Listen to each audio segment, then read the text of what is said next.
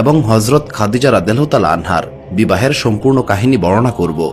রাসূলুল্লাহ সাল্লাল্লাহু আলাইহি সাল্লাম তার প্রথম জীবনে একবার হযরত খাদিজা রাদিয়াল্লাহু তাআলা আনহার ব্যবসার মালামাল নিয়ে সিরিয়া গিয়েছিলেন।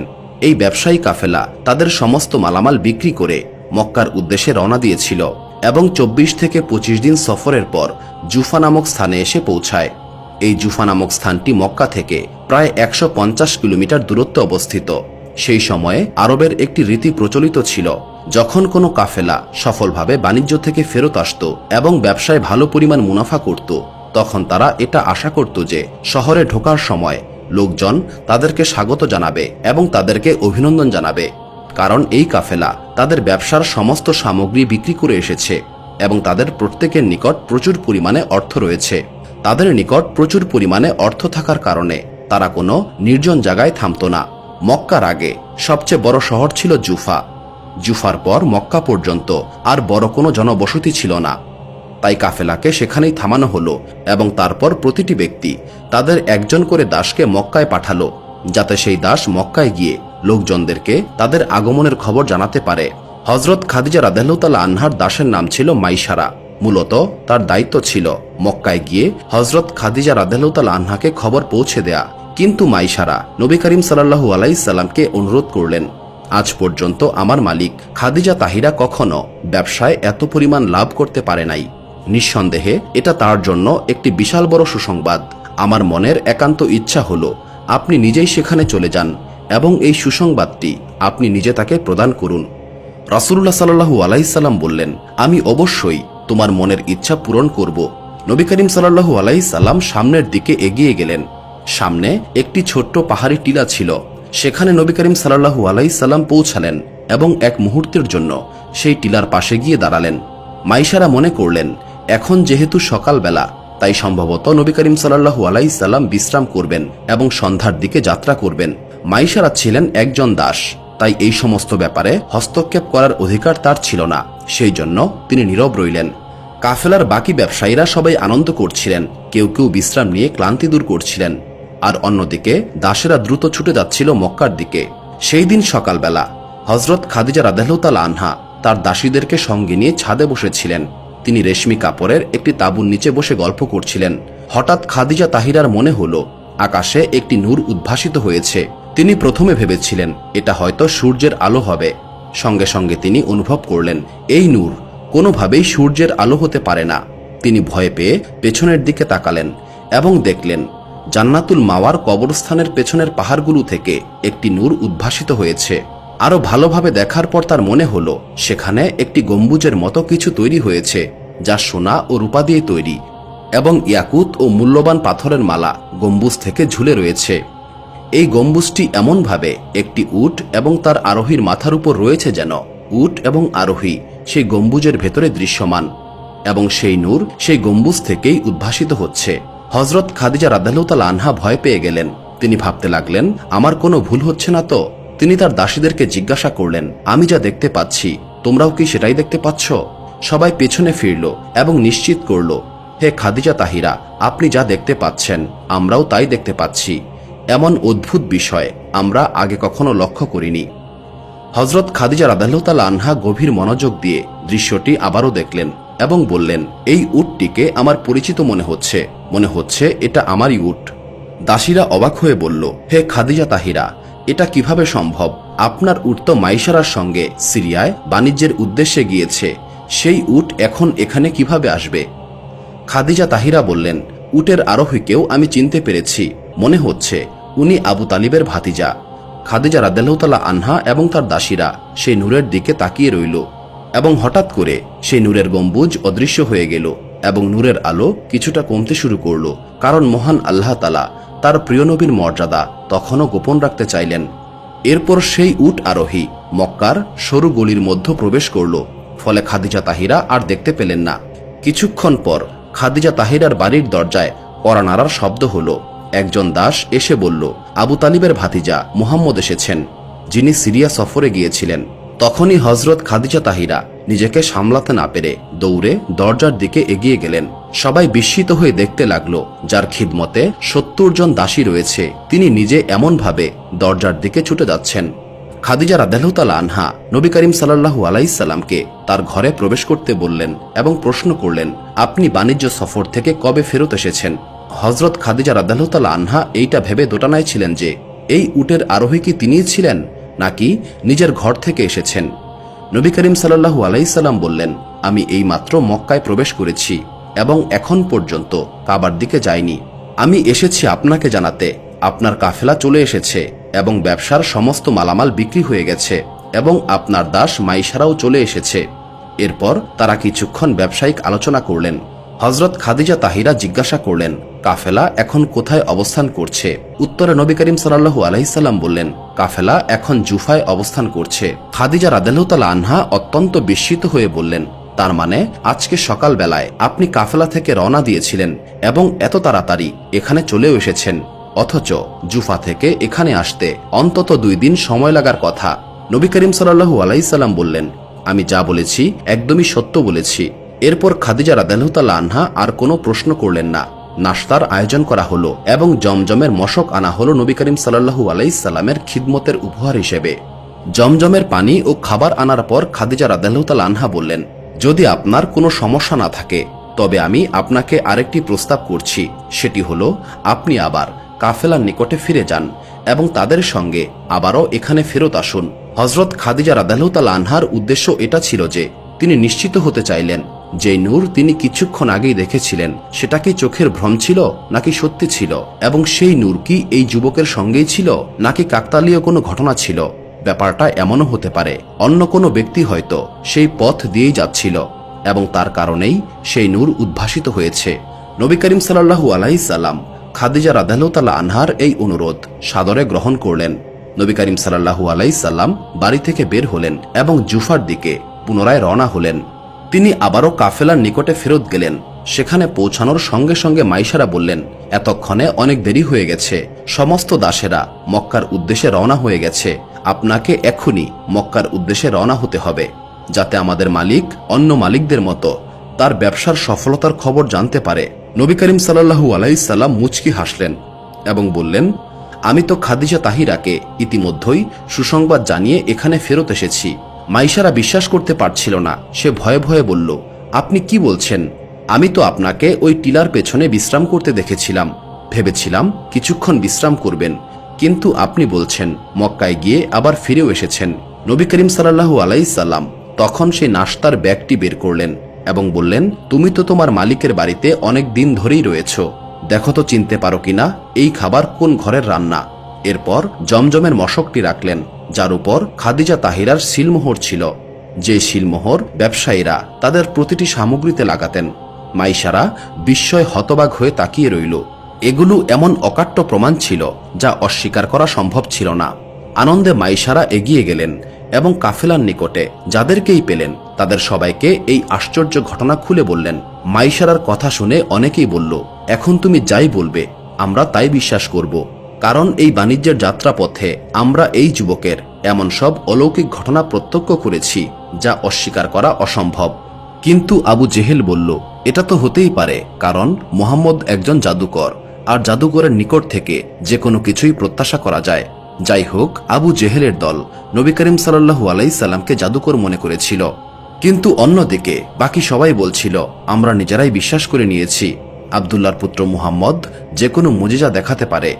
2 দিন পর কাফেলা মক্কার দিকে রওনা হলো এবং সেখানে পৌঁছার পর অত্যন্ত সম্মান ও শান শওকতের সঙ্গে এই কাফেলাকে স্বাগত জানানো হলো, কারণ মক্কার ইতিহাসে এর আগে কোনো কাফেলা এতটা সফল হয়ে ফেরত আসতে পারেনি। যখন কাফেলা মক্কার নিকটে পৌঁছালো এবং মক্কার ঘরবাড়ি দৃশ্যমান হলো, তখন মাইশারা একটি প্রস্তাব দিল। সে বলল, তোমরা সবাই জানো এর আগেও আমি তোমাদের সঙ্গে বাণিজ্যে সফর করতে গিয়েছি, কিন্তু আজ পর্যন্ত এত পরিমাণ মুনাফা আমরা কখনো করতে পারি নাই। আমাদের এই মুনাফা কেবল মুহাম্মদের বরকতের কারণেই হয়েছে। এখন এটা আমাদের দায়িত্ব যে আমরা আমাদের লাভের কিছুটা অংশ মুহাম্মদকে উপহার দেই। কাফেলার মধ্যে কোনো ব্যক্তি মাইশারার এই বক্তব্যের ব্যাপারে কোনো আপত্তি করল না। মাইশারা বলল, কিন্তু এই ব্যাপারটি মনে রেখো, এটা যেন সৎকা না হয়, কারণ আমি এটা বুঝতে পেরেছি এই যুবক অসম্মানজনক কোনো কিছুই গ্রহণ করবে না। সবাই আনন্দ ও সম্মানের সঙ্গে নবী করিম সাল্লাল্লাহু আলাইহি সাল্লামের খিদমতে উপহার প্রদান করল এবং নবী করিম সাল্লাল্লাহু আলাইহি সাল্লাম সেই উপহার গ্রহণ করে খুশি মনে বাড়ির দিকে চলে গেলেন, কারণ নবী করিম সাল্লাল্লাহু আলাইহি সাল্লামের খাদিজা রাদিয়াল্লাহু তাআলা আনহার সঙ্গে দেখা করার বা কথা বলার কোনো প্রয়োজন ছিল না। অন্যদিকে খাদিজা তাহিরা রাদিয়াল্লাহু তাআলা আনহা নবী করিম সাল্লাল্লাহু আলাইহি সাল্লামের অপেক্ষায় ছিলেন। খাদিজা তাহিরা অস্থির হয়ে আবারও সেই একই দৃশ্য দেখতে পেলেন। সেই যুবকের সঙ্গে একটি নূর আসছে। তার হৃদয় নিশ্চিত হয়ে গেল এটাই সেই প্রতীক্ষিত রত্ন, যার জন্য তিনি এতকাল ধরে অপেক্ষা করছিলেন। মাইশারা আবেগ এবং উচ্ছ্বাসের সঙ্গে খাদিজা তাহিরার নিকটে পৌঁছে গেল। হযরত খাদিজা রাদিয়াল্লাহু তাআলা আনহা জিজ্ঞাসা করলেন, মাইশারা, তুমি আমাকে আব্দুল্লাহর পুত্র মুহাম্মদ সম্পর্কে বলো। মাইশারা বললেন, খাবার গ্রহণ করার সময় মুহাম্মদ বিন আব্দুল্লাহ আমাদের সঙ্গে সাধারণত অংশগ্রহণ করতেন না, কিন্তু যখন তিনি অংশগ্রহণ করতেন তখন আমরা অবাক হয়ে লক্ষ্য করতাম খাবার যতই কম হোক না কেন তা আমাদের সকলের জন্যই পর্যাপ্ত হয়ে যেত এবং পানাহার শেষে ততটাই অবশিষ্ট থাকত যতটা শুরুতে ছিল। ইচ্ছা করলে আপনি এই পরীক্ষা নিজেই করতে পারবেন। তখন খাদিজা রাদিয়াল্লাহু তাআলা আনহা বললেন, তুমি যাও, তাকে আমার বাড়িতে নিয়ে আসবে এবং তাকে বলবে তিনি যেন আমাদের সঙ্গে আহার গ্রহণ করেন। নবী করিম সাল্লাল্লাহু আলাইহি সাল্লাম এই সংবাদ পেয়ে মাইশারার সঙ্গে আসলেন। হযরত খাদিজা রাদিয়াল্লাহু তাআলা আনহা তার ঘরে থাকা সমস্ত পুরুষ আত্মীয় স্বজন এবং দাসদেরকে একত্র করলেন এবং একটি দস্তরখানে বসালেন। সেখানে একটি ছোট্ট পাত্রে কিছু পরিমাণ খেজুর দিলেন। সবাই দস্তরখানে বসে গেল। নবী করিম সাল্লাল্লাহু আলাইহি সাল্লাম সবার প্রথমে খেজুর তার মুবারক হাতে তুলে নিলেন এবং হযরত খাদিজা রাদিয়াল্লাহু তাআলা আনহার আদেশে প্রত্যেক ব্যক্তি ইচ্ছা মতো খাবার গ্রহণ করলেন। একটা সময় পর সবাই বলল, আমাদের পেটে আর বিন্দুমাত্র জায়গা অবশিষ্ট নাই। কিন্তু আশ্চর্যের ব্যাপার হচ্ছে তখনও খেজুরের পরিমাণ ঠিক ততটাই ছিল যতটা শুরুতে রাখা হয়েছিল। খাদিজা তাহিরা নবী করিম সাল্লাল্লাহু আলাইহি সাল্লামকে ধন্যবাদ জানালেন। পানাহারের পর নবী করিম সাল্লাল্লাহু আলাইহি সাল্লাম নিজের বাড়িতে চলে গেলেন। অন্যদিকে খাদিজা মাইশারার প্রতি এতটাই সন্তুষ্ট হলেন যে তিনি বললেন, মাইশারা, আমি আজ তোমাকে আজাদ করে দিলাম। তোমার স্ত্রী যিনি আমার দাসী ছিলেন তাকেও আজাদ করে দিলাম। তোমার সন্তানরা যারা আমার দাস ছিল আমি তাদেরকেও মুক্ত ঘোষণা করলাম। এরপর হযরত খাদিজা রাদিয়াল্লাহু তাআলা আনহা মাইশারাকে এক টুকরো জমি, 2টি উট এবং প্রচুর পরিমাণে সোনা ও রূপার মুদ্রা দান করলেন। এরপর খাদিজা রাদিয়াল্লাহু তাআলা আনহা বললেন, মাইশারা, তুমি আমাকে এমন একটি সুসংবাদ প্রদান করেছ, এর ফলে তুমি আমার উপর হকদার হয়ে গেলে। এই সমস্ত উপহার নিয়ে যাও এবং আজ থেকে তুমি মুক্ত স্বাধীন জীবনযাপন করো। মাইশারার মন খাদিজা রাদিয়াল্লাহু তাআলা আনহার প্রতি কৃতজ্ঞতায় এবং নবী করিম সাল্লাল্লাহু আলাইহি সাল্লামের প্রতি ভালোবাসায় পরিপূর্ণ হয়ে উঠল, কারণ নবী করিম সাল্লাল্লাহু আলাইহি সাল্লামের কারণেই সে আজ দাসের জীবন থেকে মুক্ত হল। সুবহানাল্লাহ। অন্যদিকে হযরত খাদিজা রাদিয়াল্লাহু তাআলা আনহার মন প্রশান্তিতে ভরে উঠল, কারণ কিছুদিন আগেই তার জীবনে 3টি অদ্ভুত ঘটনা ঘটেছিল। প্রথম ঘটনা, একবার হযরত খাদিজা রাদিয়াল্লাহু তাআলা আনহা তার দাসীদের সঙ্গে কাবার সামনে বসেছিলেন। তখন একজন ইহুদি আলেম সেখান দিয়ে যাচ্ছিলেন। সেই আলেমের দৃষ্টি যখন হযরত খাদিজা রাদিয়াল্লাহু তাআলা আনহার উপরে পড়েছিল তখন তিনি বলেছিলেন, তোমাদের মধ্যে এমন একজন নারী রয়েছেন যিনি মহান আল্লাহ তাআলার শেষ রাসূলের স্ত্রী হবেন। হে মক্কার নারীগণ, সেই শেষ নবী এই মক্কার ভূমিতেই প্রকাশিত হবেন এবং তোমাদের মধ্যে যারা তার আনুগত্য করবে দুনিয়া এবং আখিরাতে সাফল্য লাভ করবে। অন্য মহিলারা এই কথা শুনে সেই আলেমের দিকে পাথর নিক্ষেপ করল, কিন্তু হযরত খাদিজা রাদিয়াল্লাহু তাআলা আনহার মনে এই কথা একদম গেঁথে গেল, কারণ তিনি সেই নারীদের একজন ছিলেন যিনি ইসলামের আগমনের পূর্বেই মহান আল্লাহ তাআলার প্রতি অনুরক্ত ছিলেন। হযরত খাদিজা রাদিয়াল্লাহু তাআলা আনহার একজন চাচা ছিলেন, তার নাম ছিল ওয়ারাকা ইবনে নওফেল। তিনি তাওরাত ও জাবুরের বড় আলেম ছিলেন। খাদিজা রাদিয়াল্লাহু তাআলা আনহা প্রায়শই তার চাচা ওয়ারাকা ইবনে নওফেলের নিকটে যেতেন এবং তার নিকট থেকে তাওরাত ও জাবুরের শিক্ষা নিতেন। দ্বিতীয় ঘটনা, একদিন হযরত খাদিজা রাদিয়াল্লাহু তাআলা আনহা তার ঘরে একজন ইহুদি আলেমকে আমন্ত্রণ করলেন, কারণ তিনি আলেমদের প্রতি খুবই সম্মান প্রদর্শন করতেন। হঠাৎ সেই ইহুদি আলেম হযরত খাদিজা রাদিয়াল্লাহু তাআলা আনহাকে বললেন, একজন যুবক এই গলির মধ্য দিয়ে হেঁটে যাচ্ছে, আপনি দয়া করে তাকে এক মুহূর্তের জন্য এখানে ডাকুন। হযরত খাদিজা রাদিয়াল্লাহু তাআলা আনহা বললেন, আমি ওই যুবককে চিনতে পেরেছি, তিনি বনু হাশিমের যুবক। এরপর তিনি তার দাসকে বললেন, ওই কুরাইশ যুবককে আমার বার্তা দাও এবং কিছুক্ষণের জন্য তাকে এখানে আসতে বলো। যখন নবী করিম সাল্লাল্লাহু আলাইহি সাল্লাম ভেতরে প্রবেশ করলেন তখন খাদিজা তাহিরা পর্দার আড়ালে চলে গেলেন। ইহুদি আলেম নবী করিম সাল্লাল্লাহু আলাইহি সাল্লামকে বললেন, যদি আপনি অনুমতি দেন তবে আমি আপনার পোশাকটি আপনার শরীর থেকে একটু সরাতে চাই। নবী করিম সাল্লাল্লাহু আলাইহি সাল্লাম ইহুদি আলেমের এই অদ্ভুত প্রস্তাবে প্রচণ্ড অবাক হলেন, কিন্তু তারপরও ভদ্রতার খাতিরে তিনি অনুমতি দিলেন। ইহুদি আলেম নবী করিম সাল্লাল্লাহু আলাইহি সাল্লামের পোশাক সরিয়ে মোহরে নবুয়ত দর্শন করলেন এবং একবার চুম্বন করলেন। এরপর ইহুদি আলেম নবী করিম সাল্লাল্লাহু আলাইহি সাল্লামকে বিদায় দিলেন। নবী করিম সাল্লাল্লাহু আলাইহি সাল্লাম চলে যাওয়ার পর হযরত খাদিজা রাদিয়াল্লাহু তাআলা আনহা ইহুদি আলেমকে বললেন, আপনার এই অদ্ভুত কাজকর্ম আমার বোধগম্য হয়নি। এরপর খাদিজা রাদিয়াল্লাহু তাআলা আনহা আরও বললেন, আপনি জানেন না আপনি কি ভয়ঙ্কর একটা কাজ করেছেন। এইভাবে ওই যুবকের পোশাক সরিয়ে নিয়েছেন। ওই যুবকের চাচা যদি তার সঙ্গে থাকতেন তবে আল্লাহ তাআলার কসম সে আপনাকে হত্যা করে ফেলত। তার ভাতিজার গায়ে কেউ হাত দেবে এটা তিনি কখনোই মানতে পারতেন না। তখন ইহুদি আলেম বললেন, আপনি জানেন না এই যুবক শেষ জমানার নবী হবেন, কারণ তাওরাতে লিখিত রয়েছে শেষ জমানার নবী এই মক্কার ভূমিতেই আসবেন। তার পিতা তার জন্মের আগেই ইন্তেকাল করবেন, তার দাদা শৈশবেই মারা যাবেন এবং তার চাচা তাকে লালন পালন করবেন। খাদিজা রাদিয়াল্লাহু তাআলা আনহা বললেন, এই সমস্ত লক্ষণ তার মধ্যে রয়েছে, কিন্তু আপনি কি করে নিশ্চিত হলেন এই যুবকই সেই ব্যক্তি? তখন ইহুদি আলেম বললেন, তাওরাতের জ্ঞান থাকলে আপনিও বুঝতে পারতেন। এবং এই আরবের ভূমি থেকেই একজন নারী তার নবুয়ত প্রাপ্তির আগেই তার সঙ্গে বিবাহ বন্ধনে আবদ্ধ হবেন এবং সেই নারী পৃথিবীর সবচেয়ে সৌভাগ্যবতী হবেন। তিনি দুনিয়া এবং আখিরাত উভয় জাহানের রানী হবেন। বুদ্ধিমান তিনি যিনি কখনো এই সুযোগ হাতছাড়া করবেন না। খাদিজা তাহিরা এই ঘটনাটি নিজের চোখে দেখেছিলেন এবং এই দুটি ঘটনা ছিল বাণিজ্য সফরে যাওয়ার আগের ঘটনা। তৃতীয় ঘটনা হচ্ছে, ওয়ারাকা বিন নওফল হযরত খাদিজা রাদিয়াল্লাহু তাআলা আনহাকে একটি তাবিজ প্রদান করেছিলেন, যেই তাবিজটি হযরত খাদিজা রাদিয়াল্লাহু তাআলা আনহা বালিশের নিচে রেখে ঘুমাতেন। তিনি একদিন রাতে একটি স্বপ্ন দেখলেন। তিনি দেখতে পেলেন জান্নাতের ফেরেশতারা তাকে অগাধ সম্মান জানাচ্ছে এবং ফেরেশতারা বলছেন, ইনিই হচ্ছেন সেই সৌভাগ্যবতী যাকে মহান আল্লাহ তাআলার শেষ নবী বিয়ে করবেন। এই তিনটি নিদর্শন হযরত খাদিজা রাদিয়াল্লাহু তাআলা আনহার নিকট আগেই ছিল। এরপর মাইশারার বক্তব্য এবং তারপর নিজের চোখে সেই নূরের উদ্ভাস দেখার পর খাদিজা রাদিয়াল্লাহু তাআলা আনহা নিশ্চিতভাবে বুঝতে পারলেন তিনি এতকাল ধরে এই যুবকের জন্যই অপেক্ষা করছিলেন। হযরত খাদিজা রাদিয়াল্লাহু তাআলা আনহা মনে মনে নবী করিম সাল্লাল্লাহু আলাইহি সাল্লামের সঙ্গে বিবাহ বন্ধনে আবদ্ধ হওয়ার সিদ্ধান্ত গ্রহণ করলেন, কিন্তু তার মনে ভয়ও ছিল তিনি কিভাবে এই প্রস্তাব দিবেন, কারণ নবী করিম সাল্লাল্লাহু আলাইহি সাল্লাম তাকে গ্রহণ করবেন কিনা সেটাও তিনি নিশ্চিত নন, কারণ তিনি হচ্ছেন শেষ নবী, সৃষ্টির সর্বশ্রেষ্ঠ মহাবিশ্বের নেতা। অন্যদিকে এই চিন্তায় তিনি আতঙ্ক বোধ করলেন যে যদি নবী করিম সাল্লাল্লাহু আলাইহি সাল্লামের সঙ্গে অন্য কারো বিয়ে হয়ে যায়। হযরত খাদিজা রাদিয়াল্লাহু তাআলা আনহা চিন্তায় পড়ে গেলেন তিনি কি করবেন। অবশেষে তার সবচেয়ে প্রিয় দাসী নাফিসাকে ডেকে আনলেন এবং বললেন, তুমি একটু খোঁজ নাও আবু তালিবের এই ভাতিজার মনে আমার সম্পর্কে কোনো ধারণা আছে কিনা। যদি আমি তার সঙ্গে বিবাহের প্রস্তাব করি তবে তিনি সেই বিয়ের প্রস্তাব অস্বীকার করবেন কিনা। নাফিসা নবী করিম সাল্লাল্লাহু আলাইহি সাল্লামের বাড়িতে প্রবেশ করলেন। নবী করিম সাল্লাল্লাহু আলাইহি সাল্লাম তাকে সম্মানের সঙ্গে বসতে দিলেন এবং তার আগমনের কারণ জিজ্ঞাসা করলেন। নাফিসা বললেন, আপনি এখন বিয়ের জন্য উপযুক্ত সময়ে রয়েছেন। আপনি কি বিয়ের ব্যাপারে কোনো সিদ্ধান্ত নিয়েছেন?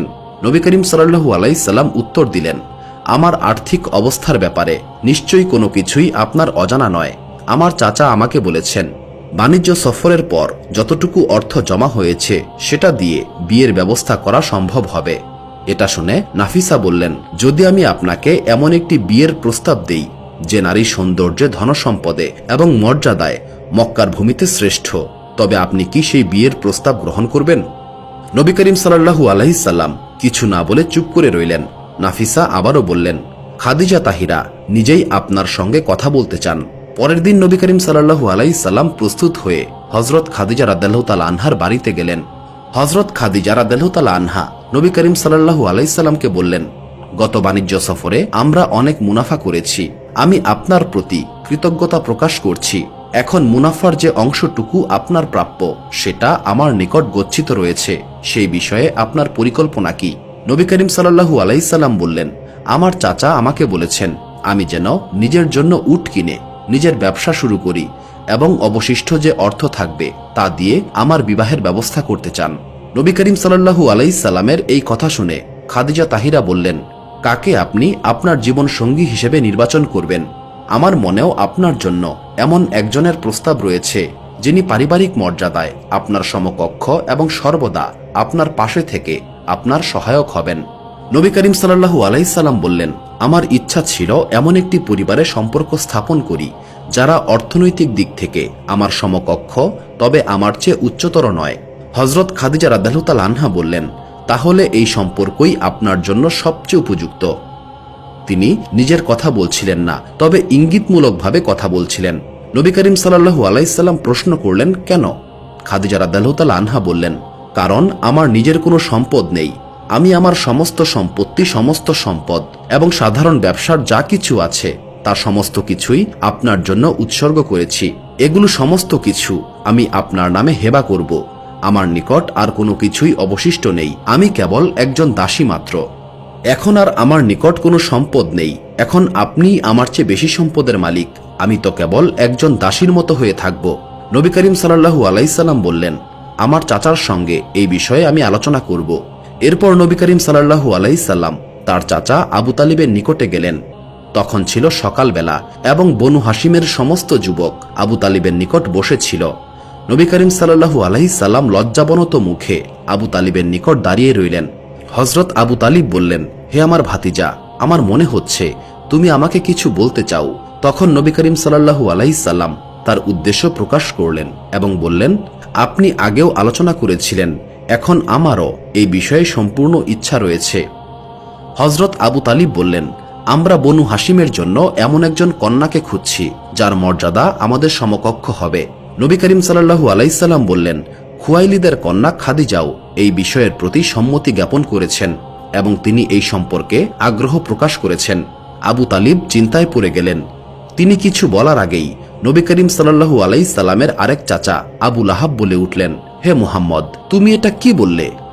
তুমি কি খাদিজার উচ্চ মর্যাদা সম্পর্কে অবগত নও? অমুক অঞ্চলের বাদশাহ তার নিকট প্রস্তাব পাঠিয়েছিলেন যা তিনি প্রত্যাখ্যান করেছেন। অমুক গোত্রের প্রধান তাকে প্রস্তাব দিয়েছিলেন, তিনি সেটিও প্রত্যাখ্যান করেছেন। যদি তিনি কোনো বাদশাহ বা গোত্র প্রধানকে এই সম্মতি দিতেন তবে সেটা যুক্তিযুক্ত হতো, কিন্তু তোমার তো কিছুই নেই। আর তোমার জন্য আমরা এই প্রস্তাব কিভাবে পাঠাবো? এতে আমাদের সবার সম্মানহানি হবে। আবু লাহাবের এই কথা শোনা মাত্র নবী করিম সাল্লাল্লাহু আলাইহি সাল্লামের আরেক চাচা হযরত আব্বাস ক্রোধের সঙ্গে দাঁড়িয়ে বললেন, সতর্ক হও, তোমার জিহ্বাকে সংযত করো। আমার ভাতিজার মধ্যে কিসের অভাব রয়েছে? তুমি কি জানো না বনু হাশিমের যা কিছু রয়েছে তা সবই আমার ভাতিজার বরকতের জন্য। আমরা সবাই এতে ঐক্যবদ্ধ। তুমি কিভাবে আমাদের ভাতিজা সম্পর্কে এমন কটু কথা বলতে পারো? হযরত আব্বাস রাদিয়াল্লাহু তাআলা আনহু এমন উদ্দীপনার সঙ্গে এই সমস্ত কথা বললেন যে সবাই একেবারে নীরব হয়ে গেল। কিন্তু হযরত আবু তালিব বললেন, কিন্তু এইভাবে তো বিয়ের প্রস্তাব পাঠানো উপযুক্ত হবে না। বনু হাশিমের প্রস্তাব যদি প্রত্যাখ্যান করা হয় তবে এটা বনু হাশিমের জন্য অপমান হিসেবে গণ্য হবে। আমরা খুব ভালো করেই জানি আমাদের ভাতিজা মুহাম্মদ কখনো মিথ্যা বলে না, কিন্তু এরপরেও খাদিজা তাহিরার মতামত জানাটা খুবই জরুরি। এখন প্রশ্ন হচ্ছে, আমরা কিভাবে তার মতামত জানতে পারি? এটা একটা বিয়ের বিষয়, অপরিচিত পরিবার। হযরত আব্বাস রাদিয়াল্লাহু তাআলা আনহু বললেন, আমাদের বোন সাফিয়া অর্থাৎ মুহাম্মদের ফুফু সাফিয়ার বিবাহ খাদিজার পরিবারের এক সদস্যের সঙ্গে হয়েছে, তার মাধ্যমেই এই ব্যাপারে খোঁজ নেওয়া যেতে পারে। পরের দিন হযরত সাফিয়া অর্থাৎ নবী করিম সাল্লাল্লাহু আলাইহি সাল্লামের ফুফু খাদিজার বাড়িতে উপস্থিত হলেন এবং সঙ্গে সঙ্গেই খাদিজা রাদিয়াল্লাহু তাআলা আনহা বুঝতে পারলেন তিনি কেন এসেছেন। জনাবা সাফিয়া বললেন, খাদিজা, এই বিয়ে সম্পর্কে তোমার মতামত কি? হযরত খাদিজাও সঙ্গে সঙ্গে উত্তর দিলেন, আমি সিদ্ধান্ত নিয়েছি যদি বিয়ে করি তবে একমাত্র আপনার ভাতিজা মুহাম্মদকেই করব এবং আমি এতে পুরোপুরি প্রস্তুত। এই স্পষ্ট উত্তরে জনাবা সাফিয়া খুবই খুশি হলেন। জনাবা সাফিয়া খুশি মনে আবু তালিবের নিকট ফিরে এসে বললেন, খাদিজা এই বিয়েতে সম্মতি দিয়েছেন এবং তুমি বিবাহের প্রস্তুতি গ্রহণ করতে পারো। বোনের এই নিশ্চয়তা পেয়ে আবু তালিব প্রস্তুতি নিলেন এবং নবী করিম সাল্লাল্লাহু আলাইহি সাল্লামের প্রস্তাব নিয়ে যেতে প্রস্তুত হলেন। বনু হাশিমের যুবকেরা সম্মান এবং মর্যাদার সঙ্গে বের হলেন এবং আবু তালিবের নেতৃত্বে এই কাফেলা হযরত খাদিজা রাদিয়াল্লাহু তাআলা আনহার বাড়িতে পৌঁছে গেলেন। হযরত খাদিজার পিতা তখন ইন্তেকাল করেছেন। তার চাচা আমর বিন আসাদ তখন জীবিত ছিলেন এবং তিনিই ছিলেন গোত্রপ্রধান। আনুষ্ঠানিক আলাপচারিতার পর হযরত আবু তালিব তার সামনে এই বিবাহের প্রস্তাব পেশ করলেন।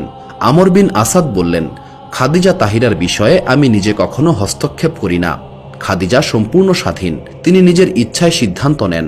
তবে আপনার প্রস্তাব শোনার পর আমি আগেই বলতে পারি এই বিষয়ে খাদিজাকেই সিদ্ধান্ত নেবেন। খাদিজা কখনোই এই প্রস্তাবে সম্মতি দেবেন না। অনেক গোত্রপ্রধানদের প্রস্তাব তিনি প্রত্যাখ্যান করেছেন, এমনকি অনেক রাজা বাদশারও প্রস্তাব তিনি ফিরিয়ে দিয়েছেন। এই প্রস্তাব তিনি কিভাবে গ্রহণ করবেন? তাই আমি এই প্রস্তাবটি প্রত্যাখ্যান করছি, কারণ আমি খাদিজার ইচ্ছা সম্পর্কে অবগত রয়েছি। হযরত আবু তালিবের জন্য এইটুকুই যথেষ্ট ছিল। হাশিমি মর্যাদা বোধ তখন ক্রোধে রূপান্তরিত হল। তিনি প্রচণ্ড রাগে দুঃখে বাইরে বেরিয়ে এলেন এবং নিজ বাড়ির উদ্দেশ্যে রওনা দিলেন। তিনি কিছুতেই বুঝতে পারছিলেন না তার বোন সাফিয়া তাকে যা বলেছিলেন, অন্যদিকে খাদিজার চাচা যা বললেন সেটা একদমই বিপরীত। অন্যদিকে হযরত খাদিজা রাদিয়াল্লাহু তাআলা আনহার নিকট এই খবর পৌঁছে গেল, বনু হাশিমের পরিবার বিবাহের প্রস্তাব নিয়ে এসেছিল, কিন্তু তাদের সেই প্রস্তাব প্রত্যাখ্যান করা হয়েছে। খাদিজা তাহিরা অত্যন্ত চিন্তিত হয়ে পড়লেন। চাচা তাদের প্রত্যাখ্যান করেছে, এখন আমি যদি আমার মতামত দিতেও চাই, চাচা এটাকে অপমান হিসেবে গ্রহণ করবেন। তিনি মনে করবেন আমি তার ভাতিজি হয়ে তাকে অমান্য করেছি। যদিও খাদিজা তাহিরা স্বাধীন ছিলেন, তবু স্বাধীনতার অর্থ এই নয় যে বয়োজ্যেষ্ঠদের সম্মান করবেন না। বনু হাশিমের পরিবারও আবু তালিবের সঙ্গে এসেছিল এবং আবু তালিবকে এই প্রস্তাব থেকে প্রত্যাখ্যান করা হয়েছে, তাই তারা আর কখনো ফেরত আসবেন না। এখন কি করা যায় তিনি কিছুতেই বুঝে উঠতে পারছিলেন না। তিনি অস্থির হয়ে গেলেন। হঠাৎ খাদিজা রাদিয়াল্লাহু তাআলা আনহার মনে পড়ল একজন ব্যক্তির কথা। একমাত্র এই ব্যক্তি তাকে মহাবিপদ থেকে উদ্ধার করতে পারবেন। হযরত খাদিজা রাদিয়াল্লাহু তাআলা আনহার চাচা ওয়ারাকা ইবনে নওফল ছিলেন এই গোত্রের অত্যন্ত বিচক্ষণ এবং একজন জ্ঞানী ব্যক্তি। সবাই তাকে খুবই মান্য করে চলত।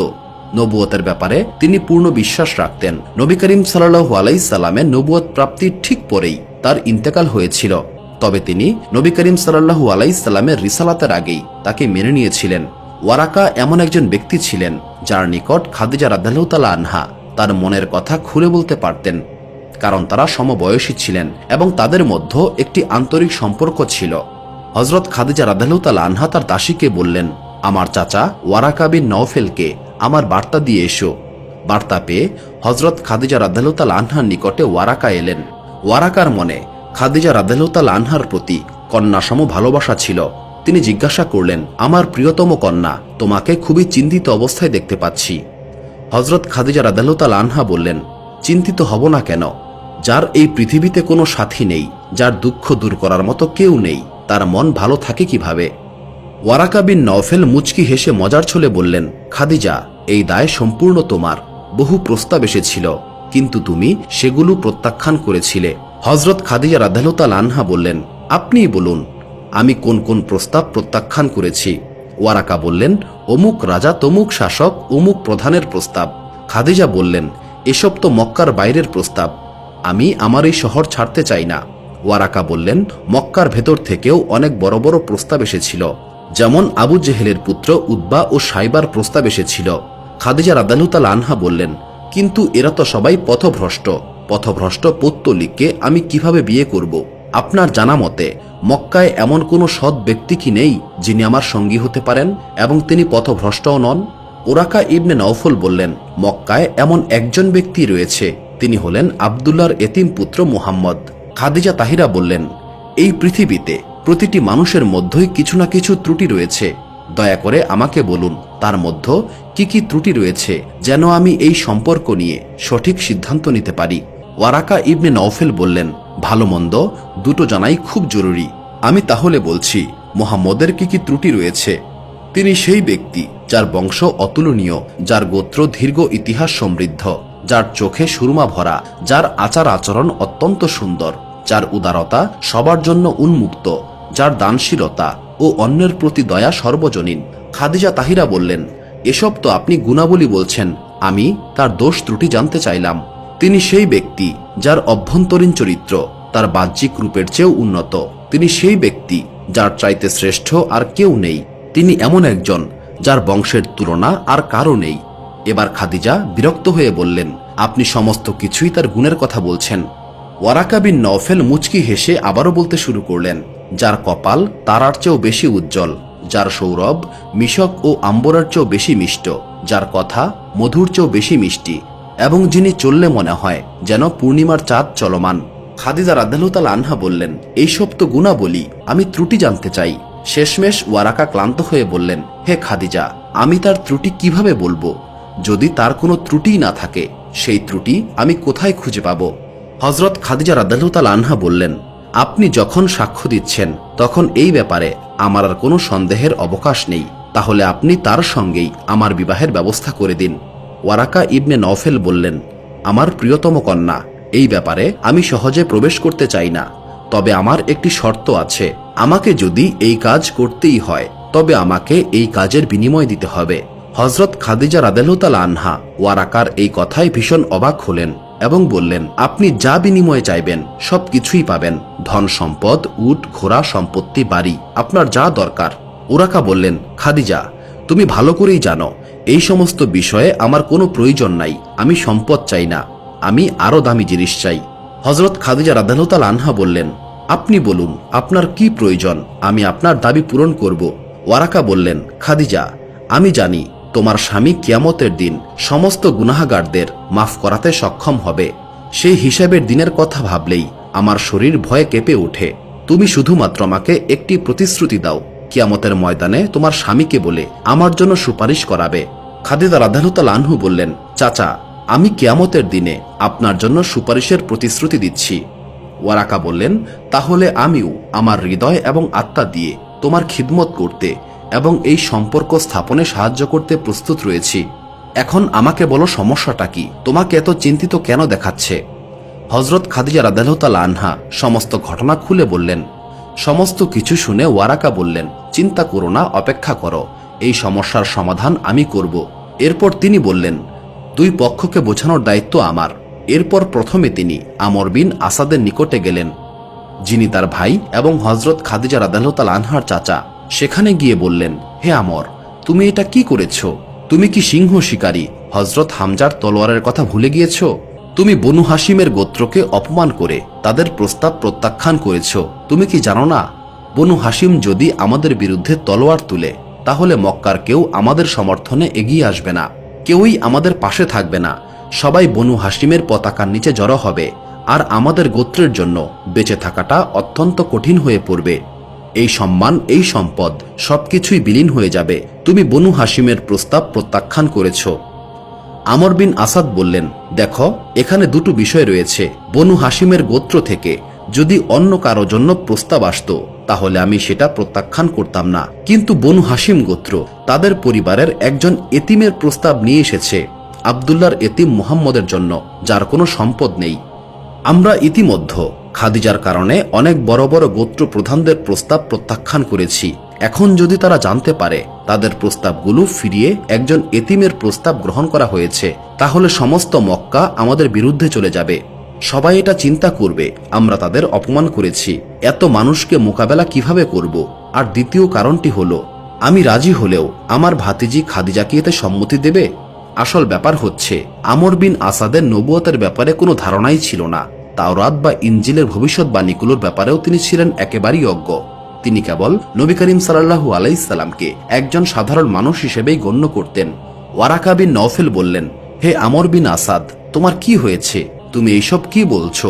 যদি আমরা আব্দুল্লাহর এতিমের সঙ্গে এই সম্পর্ক স্থাপন করি, তবে মক্কা আমাদের বিরুদ্ধে যাবে, এমন ধারণা তোমার মাথায় কে দিল?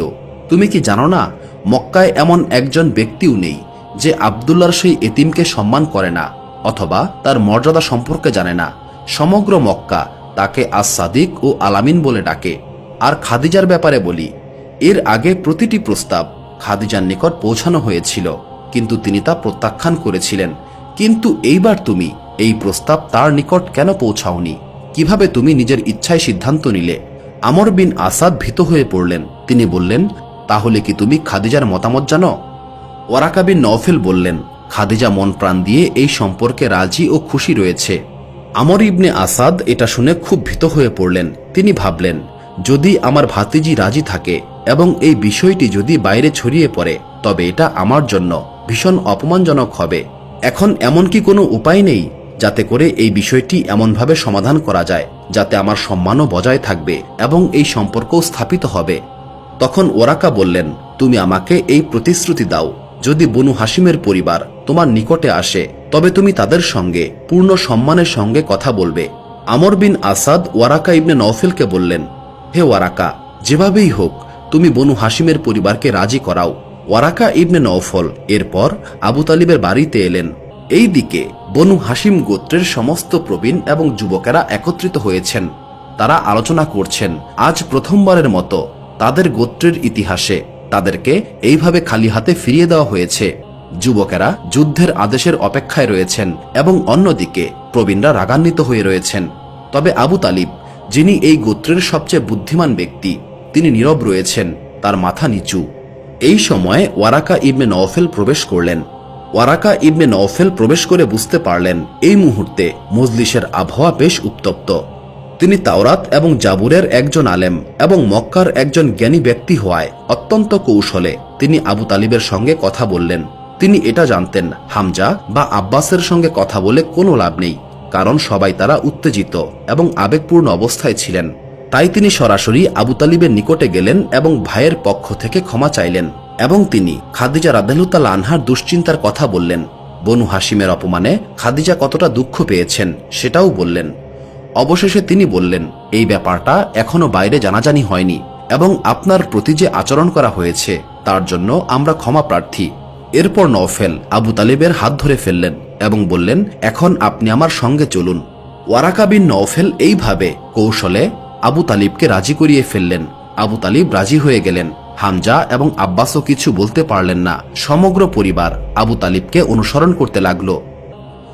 অন্যদিকে আমর বিন আসাদ তাদেরকে অত্যন্ত সম্মান এবং আদরের সঙ্গে অভ্যর্থনা জানালেন এবং অবশেষে সম্পর্কটি ঠিক হয়ে গেল।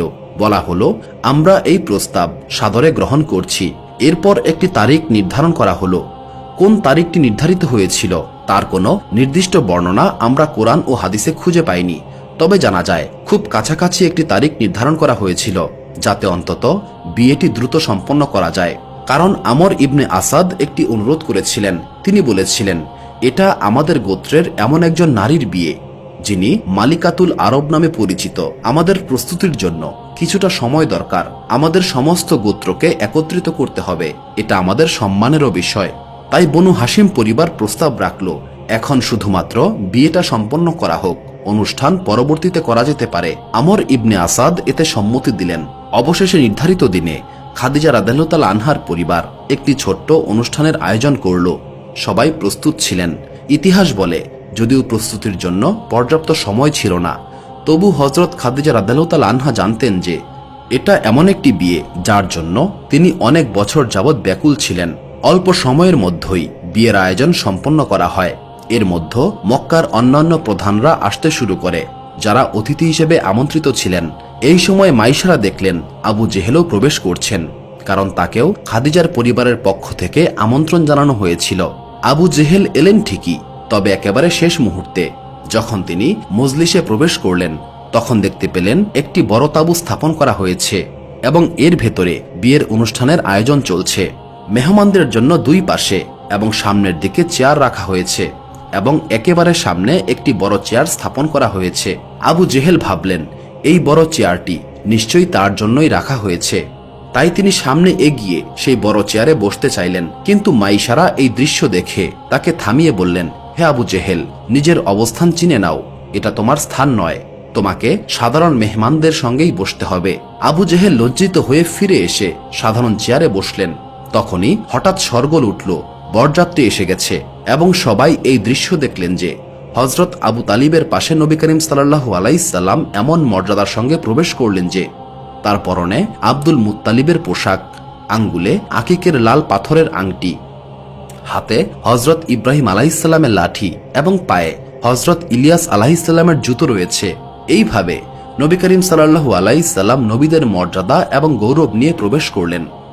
হযরত আবু তালিব তার পাশে, হামজা রাদিয়াল্লাহু তাআলা আনহু তলোয়ার হাতে সামনেই রয়েছেন, আব্বাস রাদিয়াল্লাহু তাআলা আনহু পেছন থেকে নিরাপত্তা দিচ্ছেন। বনু হাশিমের সমস্ত যুবক এবং গোত্রের প্রবীণরা নবী করিম সাল্লাল্লাহু আলাইহি সাল্লামকে নিয়ে সম্পূর্ণ মর্যাদার সঙ্গে এই বরযাত্রী মজলিসে প্রবেশ করল। অতিথিরা অভ্যর্থনার জন্য দাঁড়িয়ে গেলেন, কিন্তু আবু জেহেল তখন মাত্র বসেছিল এবং সে দেখল সবাই উঠে দাঁড়াচ্ছে। তবে তার অন্তরে যে অহংকার ও গর্ব ছিল এবং নবী করিম সাল্লাল্লাহু আলাইহি সাল্লামের সঙ্গে বাণিজ্য সফরের সময় যে হিংসা ও বিরোধ তার মনে জন্ম নিয়েছিল, এই কারণে সে নিজের জায়গায় বসে রইল। হামজা রাদিয়াল্লাহু তাআলা আনহু এই দৃশ্য সহ্য করতে পারলেন না। তিনি খোলা তলোয়ার হাতে নিয়ে এগিয়ে এলেন এবং আবু জেহেলের হাত এমন জোরে চেপে ধরলেন যে বর্ণনায় বলা হয়েছে আবু জেহেলের আঙ্গুল থেকে রক্ত বের হওয়া শুরু করেছিল। তিনি বললেন, তুমি এটা কি ধরনের বেয়াদবি করলে? আমার ভাতিজা আসছে, মক্কার সব গোত্র প্রধানরা দাঁড়িয়ে গেছে, আর তুমি এইভাবে বসে রয়েছ, তোমাকে দাঁড়াতে হবে। যন্ত্রণার তীব্রতায় কাতর হয়ে আবু জেহেল দাঁড়িয়ে গেল। আবু তালিব এই দৃশ্য দেখে বললেন, হামজা, এটা বিয়ের অনুষ্ঠান, মেহমানরা এসেছেন, এই সময় কোনো বিবাদ করো না। হামজা, যিনি আবু জেহেলকে শাস্তি দিতে চেয়েছিলেন, তার ভাই আবু তালিবের কথায় ফেরত এলেন। এরপর নবী করিম সাল্লাল্লাহু আলাইহি সাল্লামকে এনে সেই বড় চেয়ারে বসানো হলো। এক পাশে হযরত আবু তালিব বসলেন এবং অন্য পাশে খাদিজা রাদিয়াল্লাহু তাআলা আনহার চাচা আমর বিন আসাদ বসলেন এবং তার পাশে ওয়ারাকা ইবনে নওফেল। সবাই বসে আছেন। কিছুক্ষণ পর বিয়ের অনুষ্ঠান শুরু হলো।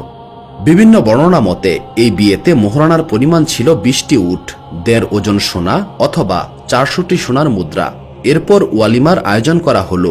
এটা এত আড়ম্বরপূর্ণ হলো যে একটি উট হযরত আবু তালিব নিজের পক্ষ থেকে কোরবানি করেন, একটি উট নবী করিম সাল্লাল্লাহু আলাইহি সাল্লাম তার নিজের সম্পদ থেকে কোরবানি করেন এবং হযরত খাদিজা রাদিয়াল্লাহু তাআলা আনহা অনেকগুলো উট তার সম্পদ থেকে কোরবানি করেন। খাদিজা রাদিয়াল্লাহু তাআলা আনহা বিয়ের পরে বললেন, এবার আমি আমার প্রতিশ্রুতি পূরণ করতে চাই, সেই প্রতিশ্রুতি যা আমি বিয়ের আগে আপনার সঙ্গে করেছিলাম। বিয়ের পর আমার সমস্ত সম্পদ ও সম্পত্তি আপনার হবে। এবং তিনি আরো বললেন, আমি আপনার দাসী হয়ে থাকব। আমি সেই প্রতিশ্রুতি পূরণ করতে চাই। তাই আজ থেকে আমার সমস্ত সম্পদ, আমার সমস্ত পশু, আমার সমস্ত সম্পত্তি, আমার সমস্ত দাস, আমার সমস্ত দাসী, আমার সমস্ত ব্যবসার সামগ্রী, আমার সমস্ত সোনা রূপা, এমনকি আমি নিজেও এখন থেকে আপনার। এগুলো আমি আপনার নামে হেবা করে দিয়েছি। তিনি সমস্ত কিছু নবী করিম সাল্লাল্লাহু আলাইহি সাল্লামের হাতে তুলে দিলেন। সুবহানাল্লাহ। ইতিহাস বলে, যখন খাদিজা রাদিয়াল্লাহু তাআলা আনহা তার সমস্ত সম্পদ নবী করিম সাল্লাল্লাহু আলাইহি সাল্লামের নিকট তুলে দিয়েছিলেন, তখন তার নিকট আর কিছুই অবশিষ্ট ছিল না এবং তিনি সত্যিকার অর্থেই একজন দাসীর মতো হয়ে গিয়েছিলেন। বিয়ের কিছুদিন পর নবী করিম সাল্লাল্লাহু আলাইহি সাল্লাম খাদিজার বাড়িতে চলে গেলেন, যা এখন তার নিজের ঘর হয়ে গেছে। এরপর রাসূলুল্লাহ সাল্লাল্লাহু আলাইহি সাল্লাম খাদিজা রাদিয়াল্লাহু তাআলা আনহার ব্যবসাকে আরো সম্প্রসারিত করলেন।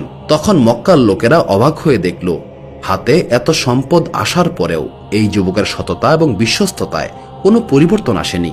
ইতিহাস বলে, হযরত খাদিজা রাদিয়াল্লাহু তাআলা আনহার বিপুল সম্পদ যখন নবী করিম সাল্লাল্লাহু আলাইহি সাল্লামের হস্তগত হলো, তখন সমগ্র মক্কা বিস্ময়ের সঙ্গে দেখল, সম্পদের দিক থেকে মুহাম্মদ এখন মক্কার সবচেয়ে সমৃদ্ধশালী ব্যক্তি হয়ে গেলেন। কিন্তু এরপরেও তার সততা এবং বিশ্বস্ততায় কোনো পরিবর্তন আসেনি। সেই একই আচরণ, একই শিষ্টাচার তিনি বজায় রেখেছেন।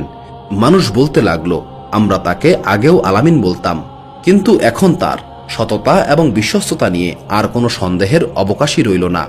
এই কারণে নবুয়তের ঘোষণার পরেও সব ধরনের শত্রুতার মাঝেও মক্কার লোকেরা তাদের মূল্যবান জিনিসপত্র নবী করিম সাল্লাল্লাহু আলাইহি সাল্লামের নিকট জমা রাখত। ইতিহাস বলে, নবী করিম সাল্লাল্লাহু আলাইহি সাল্লাম এবং হযরত খাদিজা রাদিয়াল্লাহু তাআলা আনহা বিয়ের পর একসঙ্গে 25টি বছর একসঙ্গে কাটিয়েছেন। এর মধ্যে 15 বছর নবুয়ত ঘোষণার আগে এবং 10 বছর নবুয়ত ঘোষণার পরে। হযরত খাদিজা রাদিয়াল্লাহু তাআলা আনহার ঘরে নবী করিম সাল্লাল্লাহু আলাইহি সাল্লামের 3টি সন্তান জন্মগ্রহণ করেছিল, 2টি পুত্র, 1টি কন্যা। এক পুত্রের নাম ছিল কাশিম, যার জন্ম নবুয়তের আগে হয়েছিল এবং তিনি 2 বছর বয়সেই ইন্তেকাল করেছিলেন। আরেক পুত্রের নাম ছিল আব্দুল্লাহ, যার 2টি উপনাম ছিল তাইয়িব ও তাহির। তিনিও শৈশবে ইন্তেকাল করেছিলেন। কন্যার নাম ছিল ফাতেমাতুজ জোহরা রাদিয়াল্লাহু তাআলা আনহা। নবী করিম সাল্লাল্লাহু আলাইহি সাল্লামের আরো 3 কন্যা ছিল, উম্মে কুলসুম, রুকাইয়া এবং জায়নাব। কিছু কিছু গবেষকের মতে এরা হযরত খাদিজা রাদিয়াল্লাহু তাআলা আনহার কন্যা ছিলেন। আবার কিছু কিছু মানুষ মনে করেন তারা খাদিজা রাদিয়াল্লাহু তাআলা আনহার বোন হালার কন্যা ছিলেন। তাদের পিতার নাম ছিল আবুল হিন্দ। আল্লামা মুহাম্মদ বদাখশানী মারজাউল ইনস বইতে লিখেছেন, এই কন্যারা কুফরির যুগের হালা এবং আবুল হিন্দের মধ্যে বিয়ের সম্পর্কের কারণে হযরত খাদিজা রাদিয়াল্লাহু তাআলা আনহার জিম্মায় এবং তত্ত্বাবধানে বেড়ে উঠেছিল। হালার ইন্তেকালের পর হযরত খাদিজা রাদিয়াল্লাহু তাআলা আনহার আশ্রয় থেকে যান এবং তার কন্যা হিসেবে পরিচিতি লাভ করেন। এরপর খাদিজার মাধ্যমে ইসলাম গ্রহণের পর তারা আল্লাহ রাসূলের কন্যা হিসেবেও পরিচিতি পায়। যেমন জায়েদ রাদিয়াল্লাহু তাআলা আনহু আরবের প্রথা অনুযায়ী নবী করিম সাল্লাল্লাহু আলাইহি সাল্লামের পুত্র হিসেবে পরিচিত হয়েছিলেন। তবে এই ব্যাপারে আলেমরা আরো ভালো ব্যাখ্যা দিতে পারবেন। নবী করিম সাল্লাল্লাহু আলাইহি সাল্লামের যখন 25 বছর বয়স তখন তার বিবাহ হয়েছিল এবং তার 50 বছর বয়সে খাদিজা রাদিয়াল্লাহু তাআলা আনহা ইন্তেকাল করেন। নবী করিম সাল্লাল্লাহু আলাইহি সাল্লাম তাকে নিজ হাতে জান্নাতুল মুআল্লা কবরস্থানে দাফন করেন। মৃত্যুকালে খাদিজা রাদিয়াল্লাহু তাআলা আনহার বয়স হয়েছিল 65 বছর। ইতিহাস বলে যতদিন খাদিজা রাদিয়াল্লাহু তাআলা আনহা জীবিত ছিলেন ততদিন নবী করিম সাল্লাল্লাহু আলাইহি সাল্লাম আর কোনো বিয়ে করেননি। সব শেষে শুধু এতটুকুই বলবো, লক্ষ লক্ষ সালাম এই উম্মুল মুমিনিন হযরত খাদিজা রাদিয়াল্লাহু তাআলা আনহার প্রতি, যিনি এত সম্পদের মালিক ছিলেন যাকে মালিকাতুল আরব বলা হতো, যিনি নবী করিম সাল্লাল্লাহু আলাইহি সাল্লামের সঙ্গে বিয়ের পর তার সমস্ত সম্পদ নবী করিম সাল্লাল্লাহু আলাইহি সাল্লামের হাতে তুলে দিয়েছিলেন এবং তা ইসলামের জন্য ব্যয় করেছিলেন। তিনি তার জীবনে নবী করিম সাল্লাল্লাহু আলাইহি সাল্লামের দাসীর মতো জীবনযাপন করেছেন। এমনকি নবী করিম সাল্লাল্লাহু আলাইহি সাল্লাম যখন হেরা গুহায় ইবাদতের জন্য যেতেন তখন খাদিজা রাদিয়াল্লাহু তাআলা আনহু ওই মক্কার ভয়ঙ্কর পাহাড়গুলো অতিক্রম করে নবী করিম সাল্লাল্লাহু আলাইহি সাল্লামের জন্য খাবার নিয়ে যেতেন। আশা করছি আজকের ভিডিওটি আপনাদের ভালো লাগবে। সুপ্রিয় দর্শক মণ্ডলী, প্রতিদিন নতুন নতুন ভিডিও পেতে আমাদের চ্যানেলটি অবশ্যই সাবস্ক্রাইব করুন এবং পাশে থাকা বেল আইকনটি প্রেস করতে অবশ্যই ভুলবেন না এবং সেই সাথে আপনার যে কোনো মতামত আমাদের জানাতে আমাদের ভিডিওতে অবশ্যই কমেন্ট করুন। আশা করি আপনারা সবাই ভালো থাকবেন এবং সুস্থ থাকবেন। আসসালামু আলাইকুম।